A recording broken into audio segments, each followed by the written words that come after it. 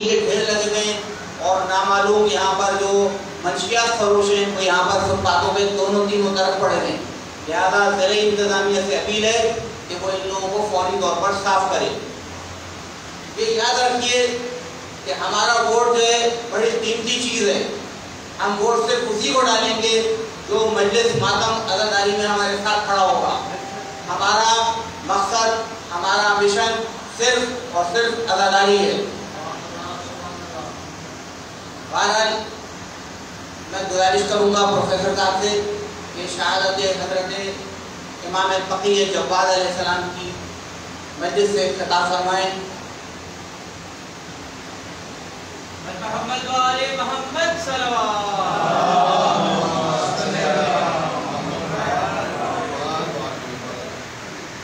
نعرہ تکبیر، نعرہ تکبیر، نعرہ رسالت، نعرہ رسالت، نعرہ حیدری، نعرہ حیدری، آواز بلند تر صلوات.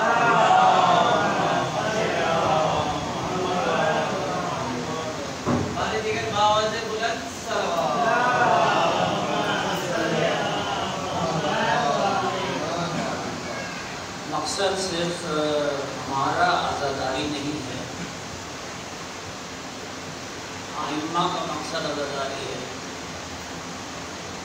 بی بی ثانی زہرا کا مقصد عزاداری ہے، انبیاء کا مقصد عزاداری ہے، ملائکہ کا مقصد عزاداری ہے، جو غیب میں بیٹھے ہیں اس کا مقصد عزاداری ہے، خود اللہ کا مقصد عزاداری ہے. وہ کہتا ہے تم میرا ذکر کرو میں تمہارا ذکر باقی رکھوں گا. اس سے پہلے کہ ہم مجلس شروع کریں کچھ گزارش ہے. سورہ فاتحہ تین مرتبہ سورہ اخلاص کی، اس سے پہلے کہ میرے ذہن کو نکل جائے. شہزادی سلیمان بنت محمد گلشن بنت داؤد الدین محمد علی ابن محمد حاج محمد، معصومہ بنت محمد علی، حبیب بنت محمد علی داؤد، نرگس بنت داؤد حبیب، زبیدہ بنت داؤد حبیب اور حاجی محمد کی فیملی کے جتنے بھی مرحومین ہیں ان کے لیے، اور اس میں آپ میری والدہ خانم مریم بنت مظفر حسین نقوی کو شامل کر لیجیے، اور مکی بھائی کی بہن شازیہ کے بھی کو شامل کر لیجیے، ان کے والد اطراف صاحب کو شامل کر لیجیے. تمام مومنین و مومنات بالخصوص ان کے لیے فاتحہ پڑھنے والا کو سب کو شامل کر لیجیے.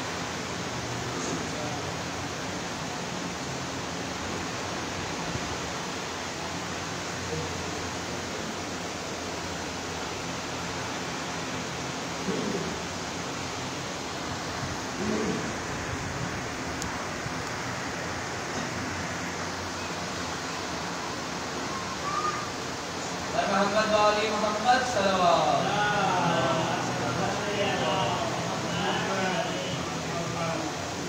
بسم اللہ الرحمن الرحیم. الصلاۃ والسلام علی سید الانبیاء والمرسلین خاتم لما سبق والفاتح لمن ولم المؤمن الحق بالحق بالحاصل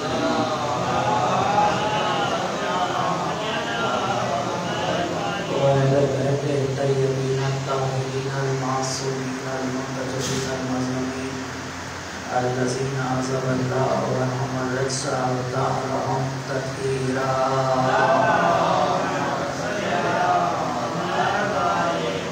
ولعنة الله على أعدائهم وغاصب حقوقهم ومنكر فضائلهم ومصائبهم وحرمتهم وعظمتهم وعصمتهم أجمعين. أما بعد فالله سبحانه وتعالى في كتابه الحكيم بسم الله الرحمن الرحيم تبارك الذي بيده الملك وهو على كل شيء قدير. بسم الله الرحمن الرحيم ويدل لكل همزة بالهمزة قلوب محمد وعلى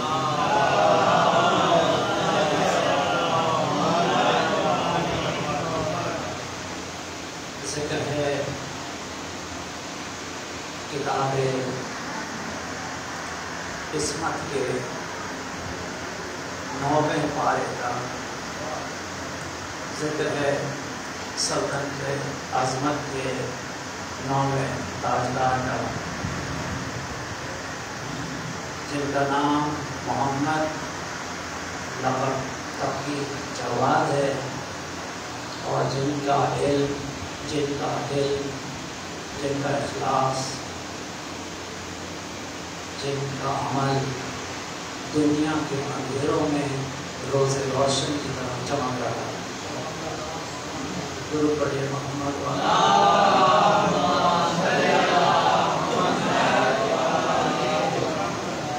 امام جعفر صادق علیہ السلام فرماتے ہیں کہ ہم 3 معاملات میں برابر ہیں، یعنی جب ہم شجاعت کی بات کرتے ہیں تو ظاہر ہے ہم امیر المومنین کی بات کرتے ہیں۔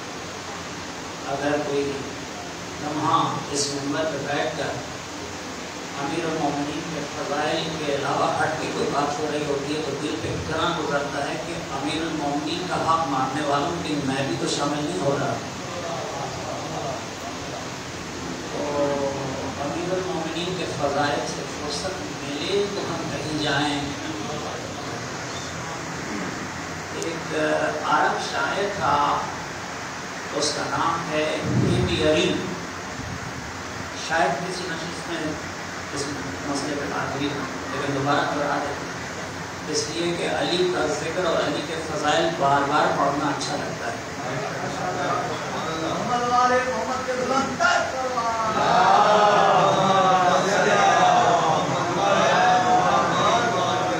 عرب کا یہ شاعر، اس نے یہ دعویٰ کیا کہ امیر المومنین کا کوئی ایسے فضائل نہیں ہیں جن پر میں نے کوئی شعر نہ لکھا ہو۔ ہمبیری کا بیٹا کوئی نہیں، اس کی 4 بیٹی۔ اس نے امیر المومنین کی ہر فضیلت پر ایک شعر لکھا، 20,000 شعر بنے۔ وہ 20,000 شعر جس نے اپنی بڑی بیٹی کو یاد کرائے۔ اس کے بعد 20,000 فضائل پر 20,000 شعر لکھے، اپنی دوسری بیٹی کو یاد کرائے۔ اس کے بعد 20,000 فضائل ڈھونڈے، ہر فضیلت پر ایک شعر کہا، 20,000 فضائل اپنی تیسری بیٹی کو یاد کرائے۔ اسی طرح 20,000 فضائل اپنی چوتھی بیٹی کو جب یاد کرا چکا، اور یہ بات قابل غور ہے کہ پہلی بیٹی کو نہیں پتا تھا کہ دوسری بیٹی کے پاس کون سے 20,000 شعر ہیں۔ جب 80,000 شعر لکھ چکا تو اس نے دعویٰ کیا کہ امیر المومنین کی کوئی ایسی فضیلت نہیں جس پر میں نے شعر نہ کہا ہو۔ کوئی فضیلت ایسی نہیں جس پر میں نے شعر نہ کہا ہو۔ یہ دعویٰ کر کے یہ گھر میں آیا، گھر میں آ کے بیٹھ گیا، تھوڑی دیر میں دروازے پہ دستک ہوئی، گیا جا کے اس نے دروازہ کھولا تو اس باہر ایک شخص کھڑا تھا۔ اس نے کہا تو ہی ہے ہمبیری جس نے دعویٰ کیا ہے کہ اس نے امیر المومنین کے سارے فضائل پر شعر کہے ہیں؟ اس نے کہا میں تو ہمبیری ہوں، تو کون ہے؟ اس نے کہا یہ چھوڑ میں کون ہوں، نام سے نہیں ہمیں تو کام سے مطلب ہے، نام سے نہیں ہمیں تو کام سے مطلب ہے، بتا کہ تو نے ہی 80,000 شعر لکھے ہیں میرے مولا کے فضائل پر؟ ہمبیری نے کہا بالکل، میں نے تمام فضائل پر، امیر المومنین کے تمام فضائل پر ایک ایک شعر لکھا ہے، اور وہ 80,000 شعر بنتے ہیں۔ آنے والے نے مسکرا کے کہا تو کیا سمجھتا ہے امیر المومنین نے صرف 80,000 فضائل رسول نے بتائے تھے؟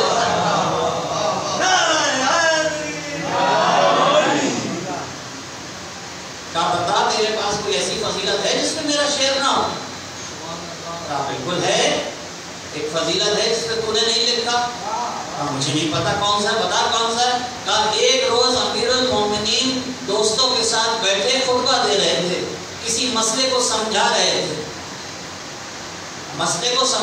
تھے، اوپر فضا میں باز نے کبوتر پہ حملہ کیا. نیچے بات چیت ہو رہی ہے، اوپر باز نے کبوتر پہ حملہ کیا. کبوتر نے دیکھا نیچے میرے مدد کرنے والا بیٹھا ہے.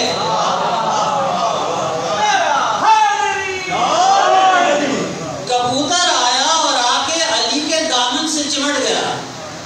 یہ منظر باز نے دیکھ لیا، باز بھی پیچھے پیچھے آیا، وہ آ کے دامن سے چمٹ گیا. باز احتراماً رک گیا.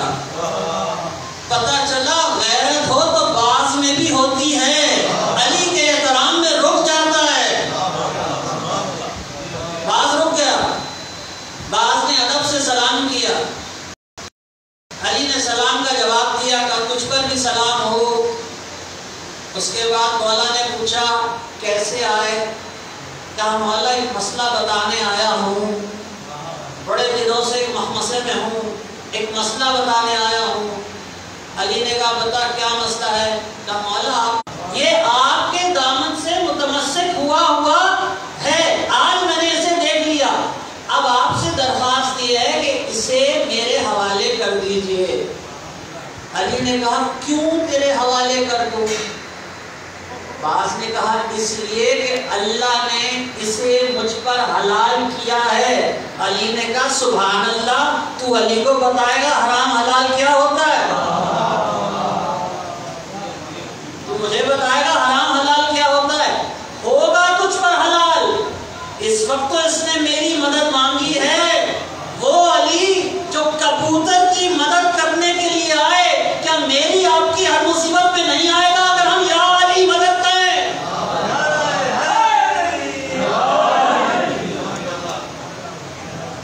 تو نے اس پہ شعر نہیں دیکھا.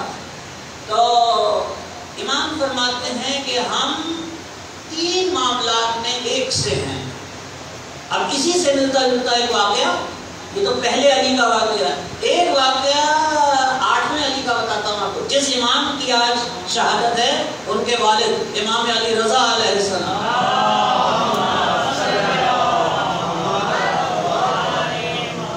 امام علی رضا علیہ السلام کی زیارت ہم جو پڑھتے ہیں اس کو پڑھنے کی خاص وجہ.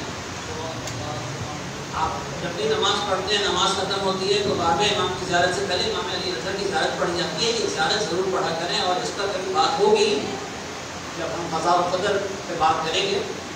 تو یہ زیارت اس لیے پڑھی جاتی ہے کیونکہ امام علی رضا علیہ السلام نے وعدہ کیا ہے کہ تم جتنی بار میری زیارت کرو گے اتنی بار میں قبر میں تمہیں دیکھنے آؤں گا. محمد صلی اللہ علیہ وسلم.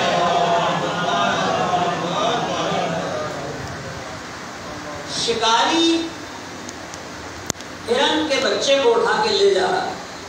دیکھیے 8ویں امام علی رضا کا ایک لقب ہے ضامن آہو. ضامن آہو، آہو عربی میں کہتے ہیں ہرن.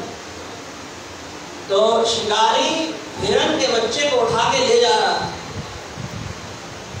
ہرنی نے دیکھا کہ اس کے بچے کو شکاری لے جا رہا ہے. اب ماں کی تڑپ کے پیچھے پیچھے چلنے لگا، لیکن اتنی طاقت نہیں تھی کہ اپنے بچے کو چھوڑا سکے. یہ معاملہ دور سے امام علی رضا دیکھ رہے تھے. شکاری شکار اٹھا کے لے جا رہا تھا. امام علی رضا نے سامنے آ کے اس کو روک دیا. کہا رک جا، اس شکار کو تھوڑی دیر کے لیے چھوڑ دے. آپ نے غور نہیں کیا. کیا رک جا، اس شکار کو تھوڑی دیر کے لیے چھوڑ دے. شکاری نے حیران ہو کے کہا قبلہ اگر آپ کہتے شکار چھوڑ دے تو بات سمجھ میں آ جاتی، یہ تھوڑی دیر کے لیے چھوڑ دے کیا ہوتا ہے؟ آپ کا تھوڑی دیر کے لیے چھوڑ دے سے کیا مقصد؟ امام نے کہا جب سے تم نے اس کو اٹھایا ہے اس کی ماں بہت بے قرار ہے، اس کی ماں بہت بے قرار ہے. اگر تم اسے تھوڑی دیر کے لیے چھوڑ دے گا تو یہ جائے گا اپنی ماں سے ملے گا اور واپس آ جائے گا. شکاری نے ہنس کے کہا قبلہ آپ کوئی بڑی شخصیت لگتے ہیں، چہرے سے بھی روحانیت ہے، چہرے پہ بھی نور ہے، لیکن آپ کی باتیں میری سمجھ میں نہیں آتی. بھلا آج تک کوئی شکار جا کے شکاری کے پاس واپس بھی آیا ہے؟ امام نے فرمایا نہیں آیا، مگر یہ آ جائے گا۔ شکاری نے کہا اگر نہ آیا تو کون ضامن؟ امام نے کہا نہ آیا تو امام ضامن۔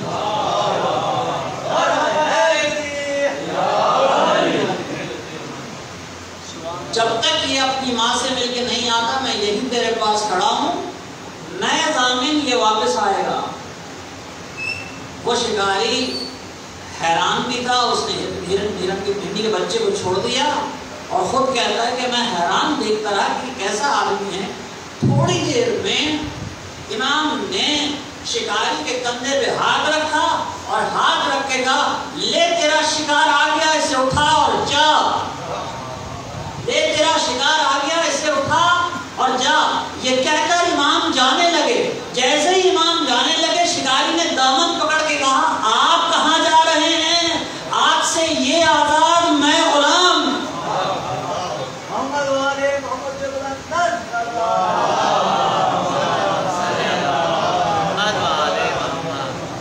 تو ہم تین فضیلتوں میں برابر ہیں۔ پہلا علم، دوسری شجاعت، تیسری عبادت۔ امام فرماتے ہیں ان تین چیزوں میں ہم برابر ہیں۔ جس آیت سے ہم نے آج کی نشست کا آغاز کیا، تبارک الذی بیدہ الملک، سورہ ملک، کوشش یہی ہوتی ہے ہمیشہ کہ امام کا ذکر ہو رہا ہے، کچھ اللہ کے کتاب کا بھی غور ہو جائے تھوڑا سا، کیونکہ آپ کے چوتھے امام کا حکم ہے کہ صبح اور شام کم سے کم اللہ کی 10 آیتوں کو غور سے پڑھو۔ تو ہم کوشش کرتے ہیں کہ کچھ اس پہ بھی غور ہو جائے۔ تبارک الذی بیدہ الملک، یہ سورہ ملک کی پہلی آیت ہے اور سورہ ملک قرآن مجید کا 67واں سورہ ہے۔ بڑی برکت والی ہے وہ ذات جس کے ہاتھ میں بادشاہی ہے۔ آج تک تو ہم نے یہی دیکھا تھا کہ بڑی منحوس ہوتی ہیں وہ ذاتیں جن کے ہاتھ میں بادشاہی آ جاتی ہے، لیکن اللہ کہتا ہے نہیں، ان کے ہاتھ میں اصل بادشاہی نہیں، یہ وقتی طور پر ہیں، ان کو آزمانے کے لیے، ان کی آزمائش کے لیے ان کو وقتی حکومت دے دی گئی ہے۔ آپ نے اکثر سنا ہوگا لوگ کہتے ہیں ایسا لیڈر نہ پہلے پیدا ہوا تھا نہ آگے پیدا ہوا ہے، بڑا شرک میں لگڑا ہوا جملہ ہے، کیونکہ اللہ قرآن میں کہتا ہے ہم ہر طرح کا خلق کرنا جانتے ہیں۔ تم کون کہنے والے کہ ہم دوبارہ ایسا خلق نہیں کر سکتے، اس سے بہتر خلق کریں؟ تم کون کہنے والے کہ اس سے بہتر نہیں آئے گا؟ کیا تمہیں اس کے خلق کرنے میں شک؟ بڑی برکت والی ہے وہ ذات جس کے ہاتھ میں بادشاہی ہے۔ برکت والا کون ہوتا ہے؟ آپ کھائیں، میں کھاؤں، ہم سب بیٹھ کے کھائیں اور کھانا سب کو پورا ہو جائے، اسے کہتے ہیں برکت۔ دیکھنے میں کم ہو لیکن سب کو پورا ہو، یہ ہوتی ہے برکت۔ انسان دنیا میں عبادت کم کرتا ہے، انسان دنیا میں توبہ کم کرتا ہے، انسان دنیا میں شکر کم کرتا ہے، لیکن برکت والی وہ ذات ہے ہم کرتے کم ہیں، وہ ہمارا اخلاص دیکھ کے بڑھا زیادہ دیتا ہے۔ بڑی برکت والی ہے وہ ذات۔ حضرت سلیمان علیہ السلام ایک مرتبہ اپنی سواری پر جا رہے تھے۔ حضرت سلیمان کے بارے میں اللہ فرماتا ہے مہینے کا سفر صبح کرتا تھا، مہینے کا سفر شام کو کرتا تھا، اس لیے کہ ہم نے اسے اڑنے والی سواری کی۔ یہ پہلے کے انسان کو سمجھ میں نہیں آئے گا لیکن آج کے انسان کو سب سمجھ میں آئے۔ مہینے کا سفر 1 گھنٹے میں کرتا۔ ایک روز حضرت سلیمان کی سواری جا رہی تھی، نیچے ایک کسان کام کر رہا تھا، کھاری کام کر رہا تھا۔ اس نے دیکھا سلیمان کی سواری جا رہی، دیکھ کے کہتا ہے واہ میرے مالک، واہ میرے مالک، تو نے بھی داؤد کے بیٹے کو کیا کیا دے دیا، واہ میرے مالک، تو نے کچھ سمجھ میں آ رہا ہے؟ ہم بھی ایسی باتیں کرتے نہیں کرتے، واہ میرے مالک تو نے بھی اس کو کیا کیا دے دیا۔ اور اس کے بعد دل میں کچھ حسد بھی پیدا ہوتی ہے، کچھ جلن بھی پیدا ہوتی ہے۔ ایک صاحب نے مجھے ایک بات بتائیے گا، آپ کے پاس علم ہے، میرے پاس علم کم ہے، حالانکہ میرے پاس جو علم ہے وہ مجھے پتا ہے، لیکن کہتے ہیں آپ کے پاس علم ہے، میرے پاس آپ سے کم علم ہے۔ اگر میں آپ سے حسد کروں تو میں دولت پہ تو نہیں کر رہا، میں آپ کی گاڑی پہ تو حسد نہیں کر رہا، میں آپ کے گھر پہ تو حسد نہیں کر رہا۔ کیا علم پر حسد کرنا یہ بھی گناہ ہے؟ میں نے کہا بالکل گناہ ہے۔ حسد اگر اتنی سی بھی ہے تو گناہ ہے۔ کیوں؟ پہلے سمجھیے حسد ہوتی کیا ہے۔ حسد اللہ کی تقسیم پر اعتراض کو کہتے ہیں۔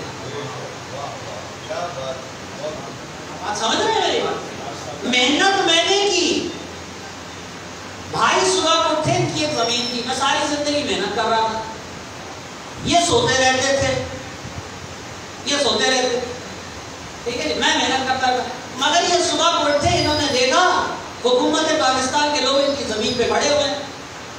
میں نے کہا بھائی آپ کیسے آئے؟ کہ آپ کو نہیں پتا آپ کی زمین میں سے تو تیل نکلنے والا ہے، یہ بھی امیر ہو گئے، ان کی اولاد بھی امیر ہو گئی، ان کی اولاد بھی امیر ہو گئی، میں محنت کرتا رہ گیا، محنت میں نے کی، اللہ نے تقسیم یوں کر دیا، اب مجھے حق نہیں اس کی تقسیم پہ اعتراض کرو۔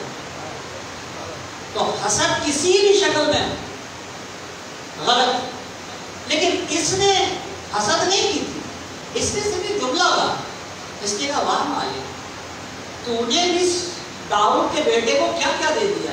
یہ آواز حضرت سلیمان کے کان تک ہوا لے کے گئی، حضرت سلیمان نے فوراً سواری سے کہا نیچے اتر، سواری نیچے اتری، کسان کے سامنے آ کر حضرت سلیمان نے کہا کیا کہہ رہا تھا؟ ڈر گیا، ڈر گیا۔ حضرت سلیمان نے کہا میں نے سن تو لیا ہے مگر میں تیری زبان سے سننا چاہتا ہوں، تو نے کیا کہا تھا؟ اس نے کہا میں نے کچھ نہیں کہا، میں تو اتنا کہا تھا یا اللہ تو نے داؤد کے بیٹے کو کیا کیا دے دیا۔ حضرت سلیمان نے اس کسان کا ہاتھ پکڑا، چوما اور چوم کے کہا یاد رکھ اگر تیرا اتنا سا عمل وہ قبول کر لے تیری ساری سلطنت سے افضل ہے۔ اصل چیز یہ نہیں ہے کہ لوگوں نے انگوٹھیاں نہیں دی نماز کے دوران، علی سے بہت زیادہ انگوٹھیاں لوگ دے چکے ہیں، علی کی انگوٹھی اس نے قبول کی ہے۔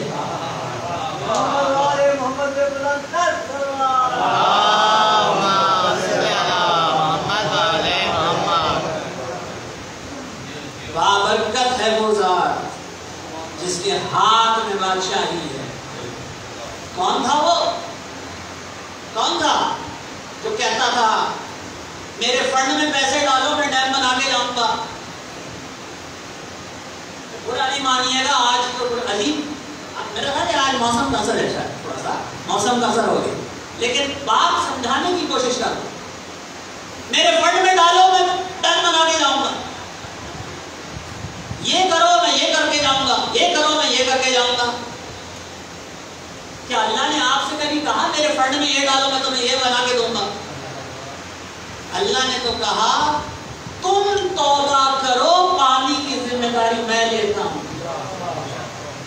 تمہیں ہر کسی کے وعدے میں یقین ہے سوائے اس کے؟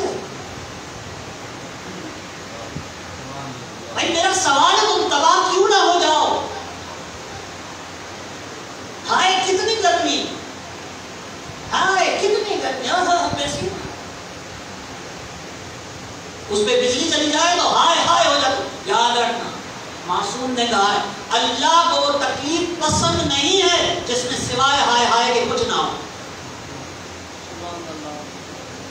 اللہ کو وہ غربت پسند نہیں ہے جس میں سوائے شکوے کے کچھ نہ ہو۔ الذین ينفقون فی السراء والضراء، ہے تو بھی دو، نہیں ہے تو بھی دو۔ اس سے ہر وقت کی شکایت کیوں؟ بالٹیوں میں رکھ رکھ کے آم کھا رہے ہو، اس کے بعد اسی کے بنائے ہوئے موسم کو گالیاں دے رہے ہو۔ خود سوچئے، ایک صحاب نے ایک زمانہ تھا، وہ ان باقی بچوں کو نہیں پتا ہوتا ہے، ایک زمانہ تھا وہ کیلکولیٹر آتے تھے، مشینیں بڑی بڑی اتنی بڑی بڑی کیلکولیٹر آتے تھے، اب تو آپ کے موبائل کے اندر کیلکولیٹر ہے. وہ مجھے کو جلدی جلدی کیلکولیشن کرنی تھی تو میں نے ایک صاحب سے کہا ذرا آپ اپنا کیلکولیٹر دیکھیں. اچھا ان کا وہ ایک بٹن خراب تھا، ایک بٹن ان کا خراب تھا. میں نے بٹن دبایا، نہیں دبا، بٹن دبایا نہیں. میں نے ان سے کہا کہ اللہ یہ بٹن ذرا آپ یہ سمجھائیں گے کیسے؟ غصے میں آ کے میرے ہاتھ سے چھین لیا.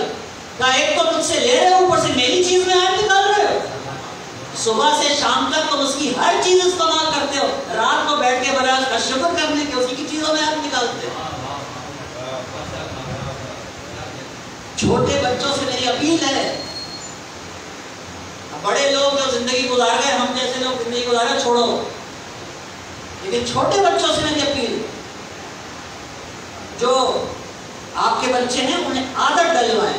رات کو بیٹھو، 10 منٹ بیٹھو، 15 منٹ بیٹھو، ایک کاغذ لو، ایک پینسل لو اور اس میں لکھو آج میں نے اللہ کی خوشی کے لیے یہ کام کیا، آج میں نے اللہ کی خوشی کے لیے اسے کھانا کھلا دیا، آج میں نے اللہ کی دی ہوئی اس تکلیف پہ صبر کیا. لکھو،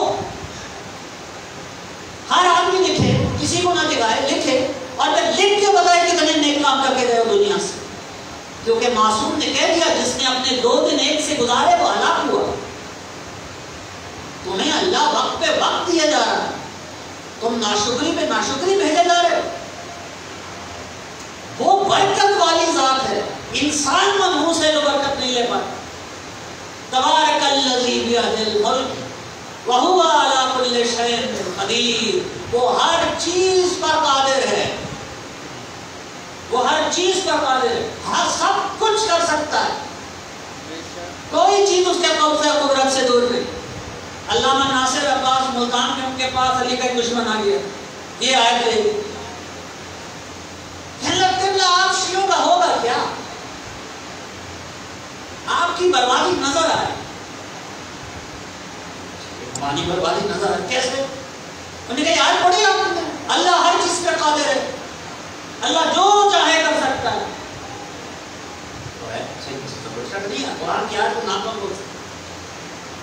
تمہیں بات بتائیے، اگر قیامت کے دن اس نے یزید کو معاف کر دیا، آپ تو صبح شام لانتے، اگر قیامت کے دن اس نے یزید کو معاف کر دیا تو آپ جیسے لوگ جو یزید پہ لعنت بھیجتے ہیں ان بیچاروں کا کیا ہوگا؟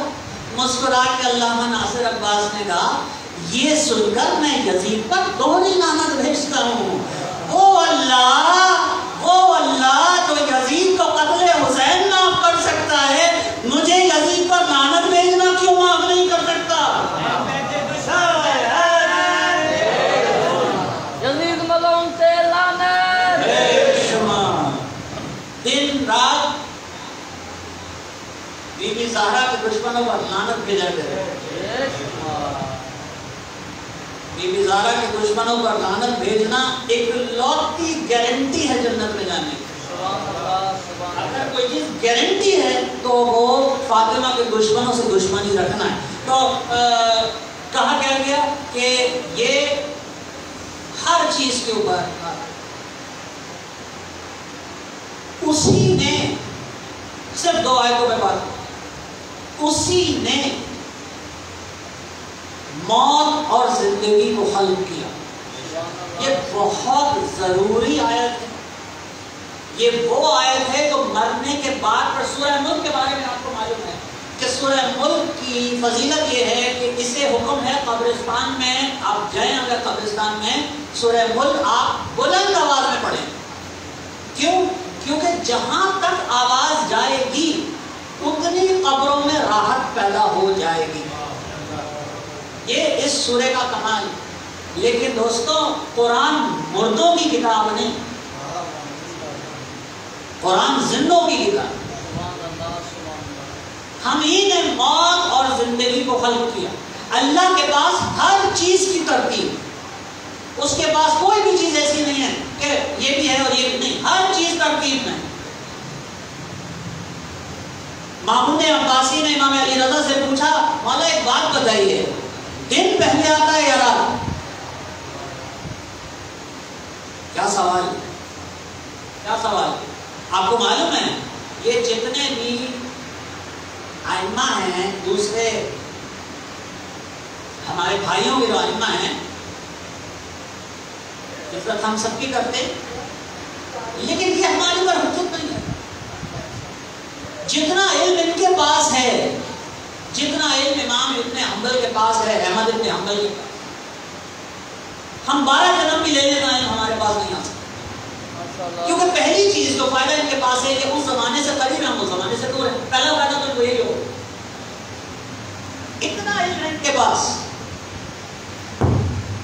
لیکن 50 سال کیا 100 سال کیا 500 سال بھی اگر کوئی علم حاصل کرے تو اس سوال کا جواب کیسے دے گا کہ دن پہلے آتا ہے یا رات؟ محمد والے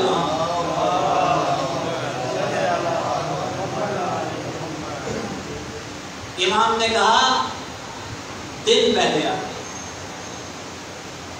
رات بعد میں آتا ہے۔ حالانکہ ہر معاشرہ یہی سمجھتا ہے، ہر قوم یہی سمجھتی ہے، شاعر لوگ بھی کہتے ہیں ہر رات کے بعد ایک دن ہے۔ امام نے کہا نہیں، دن پہلے رات بعد میں۔ کہا مولا اس کی دلیل کیا ہے؟ کہا تم نے سورہ یاسین نہیں پڑھا؟ اور رات کی کیا مجال کہ دن سے پہلے آ جائے؟ قرآن اس سے پوچھو جس کے گھر میں قرآن آیا، اسی نے موت اور زندگی کو خلق کیا۔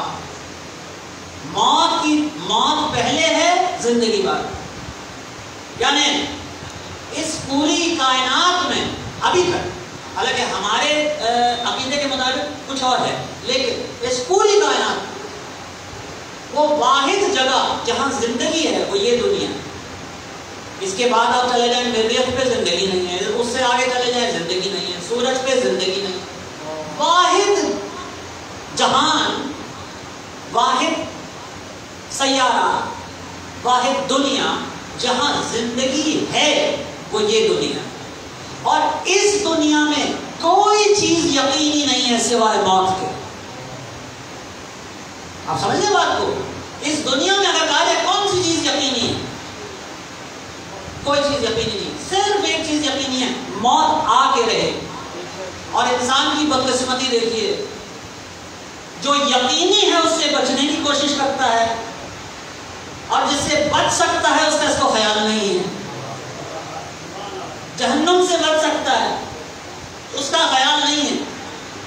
جہنم میں اللہ فرماتا ہے، اسی قرآن میں لکھا ہے کہ جہنم میں جب ظالموں کو عذاب دیا جائے گا، سنیے، ظالموں کو جب عذاب دیا جائے گا تو وہ عذاب دینے والوں کو قریب بلائیں گے، ادھر آئیے ذرا، ادھر آپ سے بات ہو سکتا ہے، پولیس پکڑتی ہے نا، ادھر آپ سے الگ سے بات ہو سکتا ہے، وہ بلائیں گے ادھر آپ سے الگ سے بات ہو سکتا ہے۔ جی فرمائیے،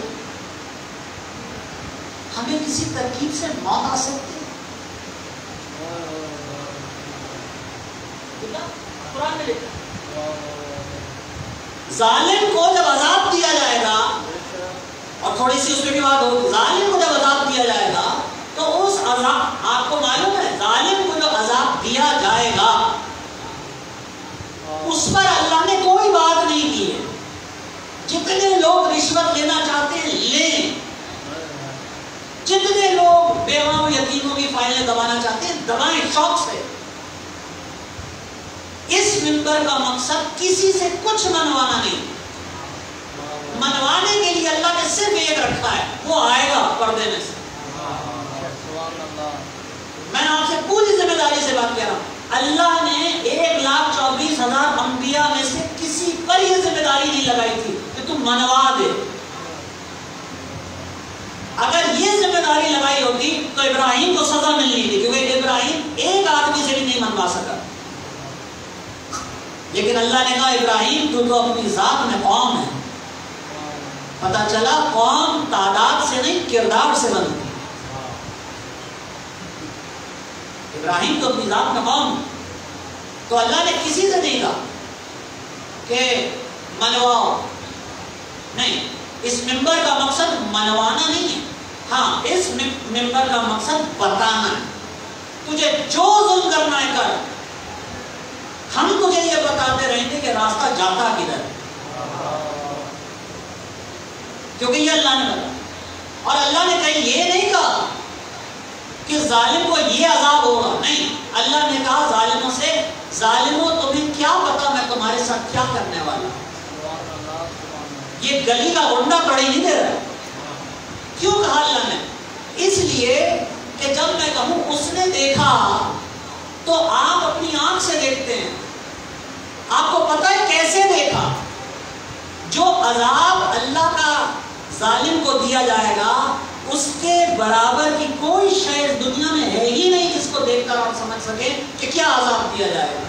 اس کا واحد ذکر دعائے قبیل میں امیر المومنین نے کیا، ایک جگہ بس، کہ ظالم کو کیا عذاب دیا جائے گا.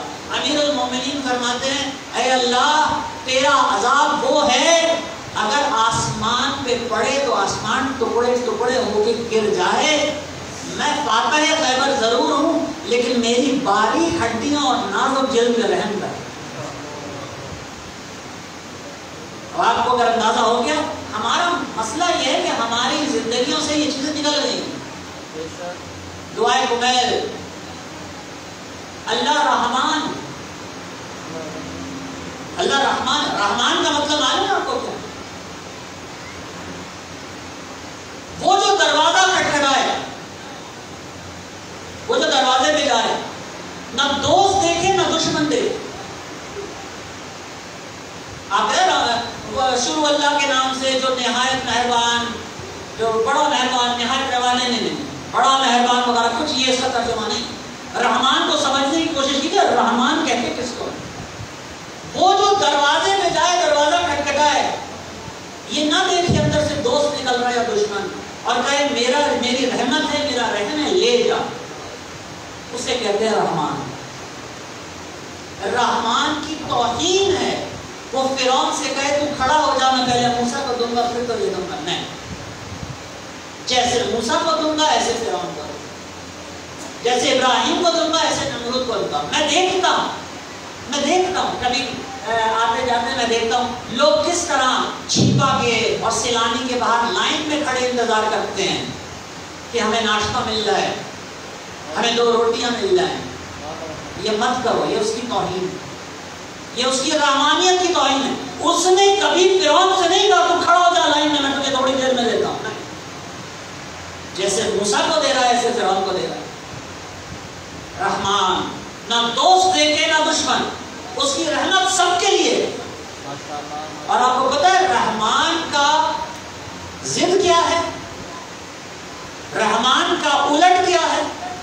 رحمان کا الٹ وہ ہے جو نہ یہ دیکھے کہ دوست ہے یا دشمن ہے، آتے جاتے ہر کسی سے کہے مجھے تھوڑی سی رحم کی بھی دے جا. عربی میں اس کو کہتے ہیں مرحوم. رحمان کی ضد ہے مرحوم.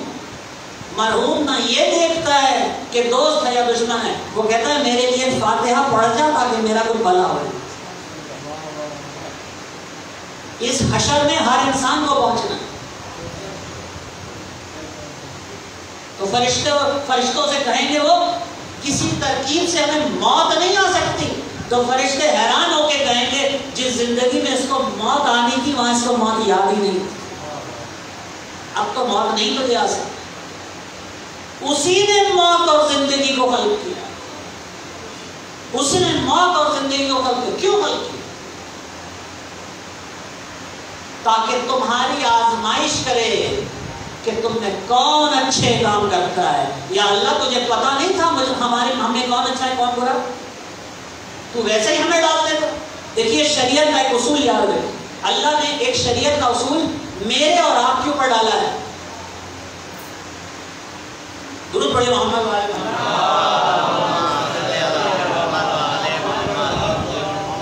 اکثر ہم کہتے ہیں میری یہ چیز چلی گئی، اس نے چرائی ہوگی. یہ بہت بڑا گناہ ہے، کیونکہ اللہ نے شریعت کا ایک اصول ہمارے اوپر رکھا ہے. کیا اصول ہے؟ غلاظت کو دور کرنے کا حکم اس وقت تک ہے ہی نہیں جب تک غلاظت خود اپنے آپ کو ظاہر نہ کر دے. پھر دوہرا رہا ہوں، اس کو یاد رکھیے، غلاظت کو دور کرنے کا حکم صرف اس وقت ہے جب غلاظت خود اپنے آپ کو ظاہر کر دے. خون غلیظ ہے، خون ناپاک ہے. اب آپ مجھ سے کہیں کہ اللہ آپ اتنا سارا خون لے کے منبر رسول پہ بیٹھ گئے. میں نے کہا یہ خون نے ابھی اپنے آپ کو ظاہر نہیں کیا ہے، جب ظاہر کرے گا میں اسے بھی دور کر دوں گا، یہاں سے بھی دور ہو جاؤں گا. غلاظت کو دور کرنے کا حکم صرف اب اس نے ہمارے لیے یہ قانون بنایا. دیکھو کبھی غلاظت کو اس وقت تک دور نہیں کرنا جب تک وہ اپنے آپ کو ظاہر نہ کرے. یہی اصول اس نے اپنے لیے بنایا. اسے اچھی طرح پتا تھا ہم میں برا کون ہے، ہم میں اچھا کون ہے، لیکن اس نے موت اور زندگی کو خلق کر کے ہمیں ایک موقع دیا کہ ہمیں آزمائے اور ہم ثابت کریں کہ ہم اچھے ہیں یا برے ہیں. یہ اس کا عدل ہے، یہ اس کی رحمانیت ہے، یہ اس کا کمال ہے. وہ واقعی ایسے ہی امیر المومنین نہیں کہا تھا میں تیرے سامنے سجدہ اس لیے نہیں کرتا کہ تجھ سے ڈرتا ہوں، تیرے سامنے سجدہ اس لیے کرتا ہوں کیونکہ تو سجدے کے لائق ہے.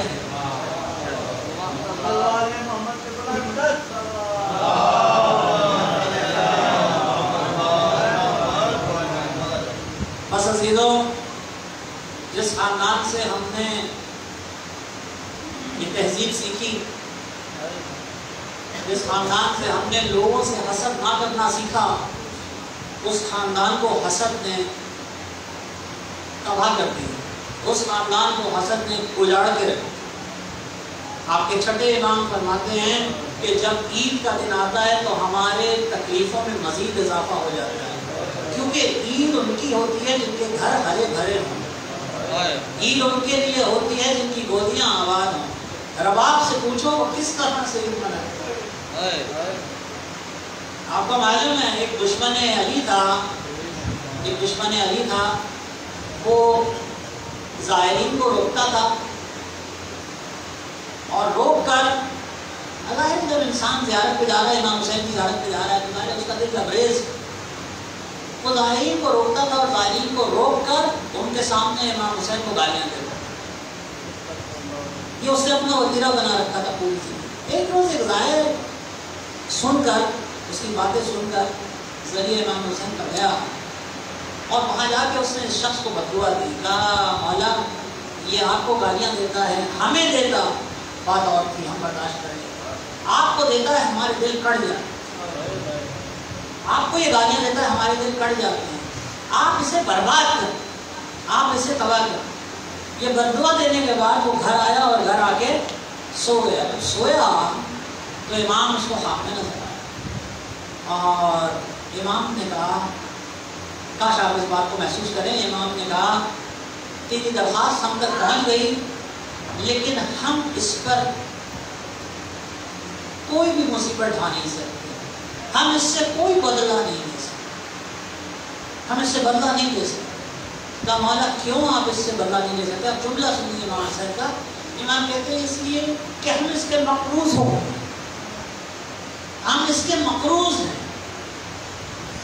کہا مولا آپ کی بات میری سمجھ میں نہیں آ رہی، جب آپ کی شہادت ہوئی تھی تو یہ پیدا نہیں ہوا تھا، آپ اس کے مقروض کیسے ہو؟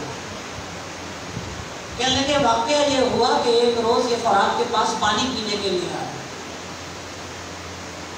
اور پانی پینے کے بعد اس کی نظر فرات کے دریا پر پڑی اور دریا پہ جب اس کی نظر پڑی تو اس نے دیکھا کتنا بڑا دریا ہے اور دریا کو دیکھ کر یہ سوچنے لگا کہ اے شمر تیرے پاس اتنا بڑا دریا تھا،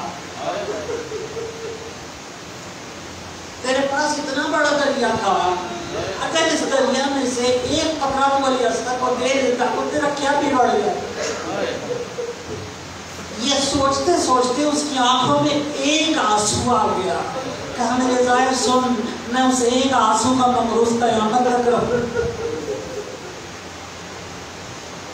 میں اس کو کوئی سزا نہیں دے سکتا. میں اس کے ایک آنسو کا پتہ نہیں اس خاندان سے لوگوں کو کتنی دشمنی تھی. امام حسن کا کو جو زہر دیا گیا یعنی اس میں کچھ زہر بچ گیا تھا، تو امام محمد تقی کو بھی اسی طرح سے زہر دیا گیا، اور زہر دیا بھی اپنی بیوی نے۔ بیوی کا نام ام الفضل ہے۔ دنیا میں ایسی بھی بدبخت بیویاں ہوتی ہیں اپنے ہی شوہروں کو زہر دیتے ہیں۔ اور زہر جب ملا امام کو تو امام نے 2 سوال اس سے کیے، بیوی تو تھی، اس کا فرض تھا، 2 سوال امام نے کیے۔ پہلا سوال امام نے کیا، کیا میں تیرا اچھا امام نہیں تھا؟ یہ وہ سوال ہے جو ہمارے ہر امام نے اپنے قابل سے، کیا میں تیرا اچھا امام نہیں تھا؟ اور دوسرا سوال وہ جو ہر امام کا مسئلہ رہا ہے، آپ کو معلوم ہے ہر امام کو حالت پیاس میں مارا گیا ہے، کیونکہ جب زہر دیا جاتا ہے، آپ کسی بھی ڈاکٹر سے جا کے پوچھیں، جس کو زہر مل جاتا ہے اس کی 2 خواہشیں ہوتی ہیں، ایک یہ کہ مجھے تڑپنے کے لیے تھوڑی سی جگہ مل جائے، اور دوسرا یہ کہ مجھے پینے کے لیے تھوڑا سا پانی مل جائے، کیونکہ جسے زہر ملتا ہے اسے پیاس بہت زیادہ ہے۔ کہا تو پانی لا کے دے دے، ایک کٹورے میں تو پانی لا کے دے دے، ایک کٹورے میں پانی لا کے، یہ ظالم عورت گئی ہے کٹورے میں پانی لے کے آئی ہے، اللہ اس پہ لعنت کرے، یہ پانی لے کے آئی ہے، اس نے ایک گھونٹ خود پیا، باقی پیالہ زمین پہ امام کے سامنے گرا۔ اسی عالم میں امام کو غش آ گیا، اسی عالم میں امام کو غش آ گیا۔ امام کو غش آیا تو خواب میں عالم غشی میں امام حسین کو دیکھا، امام حسین کو دیکھا، کہا دادا حسین آپ آ گئے؟ کہا ہاں بیٹے میں آ گیا۔ کہا دادا حسین آپ کو معلوم ہے میں بڑا بدقسمت ہوں۔ کہا کیوں؟ تم کیوں بدقسمت ہو؟ امام تقی امام حسین سے کہہ رہے ہیں دادا میں بڑا بدقسمت ہوں۔ کہا کیوں؟ کیا تکلیف ہے؟ کیوں بدقسمت ہو؟ کہا دادا جب آپ شہید ہو رہے تھے ٹھیک ہے آپ مظلوم تھے، لیکن آپ کی بیٹی تو آپ کے پاس تھی، لیکن آپ کی بیٹی تو، میری بیٹی تو مدینے میں، میری بیٹی تو مدینے میں۔ تو آپ کو معلوم ہے امام حسین نے کیا جواب دیا؟ کہا تقی میری بیٹی میرے پاس تھی ضرور، لیکن جس حال میں میری بیٹی تھی وہ حال کوئی باپ اپنی بیٹی ہٹا دے۔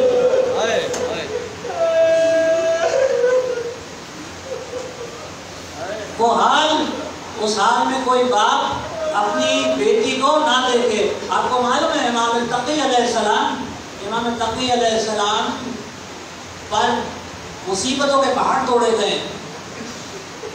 2 بادشاہوں کا دور ہے، دونوں بادشاہوں نے، مدثر نے بھی مصیبتوں کے پہاڑ توڑے، لیکن ہر حال میں صبر کیا، ہر حال میں صبر کیا۔ بس ایک موقع ایسا تھا، ایک موقع ایسا تھا جس کو یاد کر کے امام تقی علیہ السلام منہ پیٹ کے روتے، کہتے تھے میرے اوپر اس سے برا وقت نہیں گزرا، اب آپ پہنچ سکے تو پہنچے۔ کہا میرے اوپر مولا آپ کیوں روتے ہیں؟ غلام نے پوچھا مولا آپ کیوں روتے ہیں؟ آپ تو صابر باپ کے صابر بیٹے ہیں، صابر دادا کے صابر پوتے ہیں، آپ علی کی اولاد ہیں، آپ کیوں روتے ہیں؟ منہ پہ ہاتھ مار کے رونے کا کیا مقصد ہے؟ کہا میں اس لیے روتا ہوں کہ ایک دن اس بادشاہ نے، مدثر باللہ اس کا نام، ایک دن اس نے مجھے اپنے دربار میں بلایا، اگر یہ دربار میں بلا کے میری بے عزتی کرتا، اگر یہ دربار میں بلا کے میرے اوپر چیختا، گستاخی کرتا، میں صبر کر جاتا، لیکن ایک دن اس نے مجھے دربار میں بلایا، اس دن ایک آدمی ڈھول بجا رہا تھا، ایک آدمی ڈھول بجا رہا تھا، 10 عورتیں گا رہی تھیں، 100 آدمی شراب پی رہا تھا۔ کتنا کیا کہا امام نے؟ 100 آدمی شراب پی رہا تھا، 10 عورتیں گا رہی تھیں، ایک آدمی ڈھول بجا رہا تھا، ایک آدمی ڈھول بجا رہا تھا۔ میں کہوں گا مولا ایک آدمی ڈھول بجا رہا تھا، عورتیں گا رہی تھیں، جیسا بھی ماحول تھا آپ تھے تو مرد، آپ تھے تو مرد۔ اس دربار میں تو آ کے دیکھیے جہاں ایک آدمی نہیں 1,00,000 آدمی ڈھول بجا رہا تھا، 1,00,000 آدمی ڈھول بجا رہا تھا، اور دربار کا ماحول اتنا خراب تھا کہ گانے والیاں کہہ رہی تھی اب ہم اپنے گھر جا رہے ہیں، تو علی کی بیٹیوں کو ہمارے گھر کے سامنے سے بلا۔ اللہ لعنت اللہ قوم الظالمین۔ یا رب رسول پاک کے، آپ آمین کہیے گا، یا رب رسول پاک کے کل گھر کا انتقام ہو، رکتے تھے جہاں رسول خود، اس در کا انتقام ہو۔ یا رب امام عصر کے سر پہ ولایت کا تاج ہو، شاہی نبی کی آل کی ایک پل میں ہو اور عرب ہو، ماتم حسین